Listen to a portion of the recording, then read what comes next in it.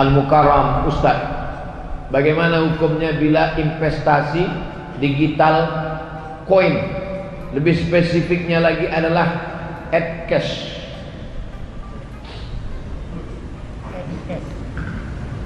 Dulu awal-awalnya jual belinya, bapak punya padi, saya punya ikan.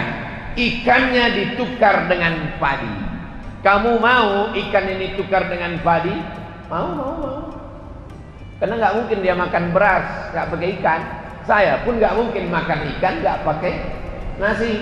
Maka kita tukarlah. Ikan saya bagi 2, beras kamu bagi. Akhirnya setuju. Maka jual beli ini disebut dengan barter, bukan barcode. Ini yang paling tua, namanya barter. Kemudian maju lagi dari Yunani ada logam yang dicetak bulat-bulat, namanya dinar. Orang Yunani menyebutnya dinar. Sampai ke kota Makkah, sampai ke kota Madinah, dia disebut sebagai dinar. Tidak lagi pakai barter. Saya punya dinar, saya bisa beli apapun dengan dinar ini. Bisa beli tanah, bisa beli onta, bisa beli gandum pakai dinar. 1 dinar itu 4,25 gram emas. Meningkat dari barter menjadi dinar dan dirham. Meningkat yang ketiga tidak lagi pakai dinar. Dinar tidak bisa lagi dibawa, karena kalau sampai saya bawa dinar sekarang, bisa dikejar maling. Wah, tuh ada dinar. Pakai cincin emas saja sekarang dirampok orang. Bukan diambil emasnya, sama jari-jarinya dia potong. Barter, di atas barter dinar, di atas dinar. Ini yang ketiga. Keluarlah apa yang disebut dengan uang kertas. Uang kertas dicetak oleh negara supaya emas tidak berkeliaran di jalan. Di Indonesia ada berapa emas? Misal 1 ton. 1 ton emas dikeluarkan kertas senilai 1 ton. Negara hanya boleh mencetak kertas sebanyak emas di negara itu. Jadi kalau di negara itu emasnya cuma 50 kilo, maka boleh dicetak uang kertas senilai 50 kilo. Jadi di seluruh dunia ini yang paling banyak boleh dicetak kertas adalah di Pulau Jawa, karena disitulah emas yang paling banyak.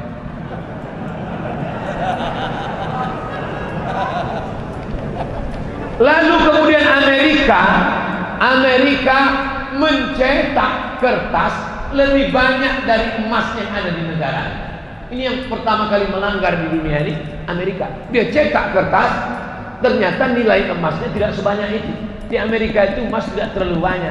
Kenapa sekarang emas paling banyak di Amerika? Bukan dari tanah Amerika. Emas itu dibawa dari Papua, karena dia punya perusahaan di Papua. Dia stok emas itu dia bawa. Lalu kemudian Amerika melanggar itu. Dia cetak kertas banyak-banyak, emasnya tidak sesuai dengan itu. Tapi karena dia punya kekuasaan, dia menguasai dunia, akhirnya boleh negara mencetak uang kertas walaupun tidak senilai dengan emas yang ada di situ. Sudah 3. Barter, dirham, dinar, kertas. Sekarang puncaknya yang keempat. Ini yang disebut dengan duit digital money. Produknya banyak, macam-macam, sama dengan uang kertas. Namanya uang kertas, tapi ada rial, ada ringgit, ada rupiah. Nah sekarang yang keempat ini digital money crypto. Jadi macam-macam dia. Duitnya nggak ada. Kalau kertas tadi masih ada kertasnya. Ini kertas. Yang ini digital money. Uangnya tuh di alam goib, nggak ada, tapi dia punya. Adanya cuma di handphone, cuma di laptop, disimpan di suatu tempat. Maka kesepakatan pertemuan ulama di Universitas Darussalam Gontor Ponorogo, ketemulah di situ pakar-pakar ekonomi Islam. Kesepakatannya dua. Yang pertama, sebagai alat tukar bisa. Sebagai alat tukar. Misalnya saya mau jual mobil saya, datang jamaah dari Masjid Jami Al-Mukarramah. Ustaz Somad, ya, saya mau beli mobil Ustaz. Mana uangnya? Uangnya di alam gaib Ustaz. Saya pakai uang digital sebagai alat tukar. Kalau saya mau, boleh. Saya terima uang digital kamu, ini kirim ke sini, saya simpan di akun ini, boleh sebagai alat tukar. Tapi sebagai alat investasi sebaiknya tidak. Kenapa sebaiknya tidak?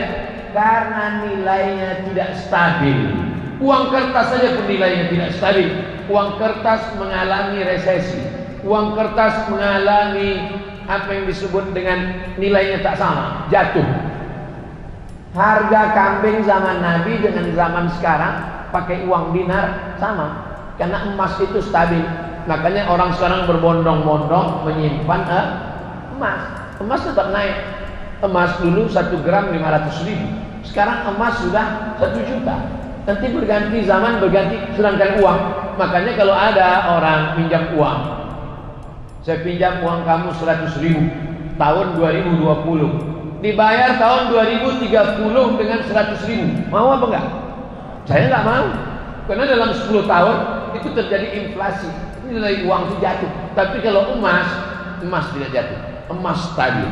Nah, jadi ada satu usaha mau mengembalikan umat Islam ini kembali pakai emas, pakai mata uang emas. Kalau Eropa bisa pakai satu mata uang euro, umat Islam juga bisa pakai mata uang emas, dinar. Bisa atau tidak bisa? Bisa. Tapi umat yang paling bisa disatukan itu umat Islam. Tuhannya berapa? Satu. Qul huwallahu ahad. Nabinya berapa? Satu. Asyhadu anna Muhammadan Rasulullah. Kiblatnya berapa? Satu. Orang Islam sholat arahnya di dunia ini cuma satu. Tapi yang paling sulit disatukan umat Islam. Subuh aja udah mulai. Satu pakai kunut, satu enggak kunut. Satu pakai usoli, satu enggak. Yang satu telunjuknya gini, yang satu gini. Betul.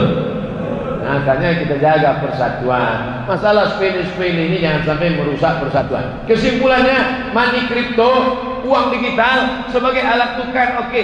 Tapi sebagai investasi, kalau beberapa pemain money crypto kehilangan uang.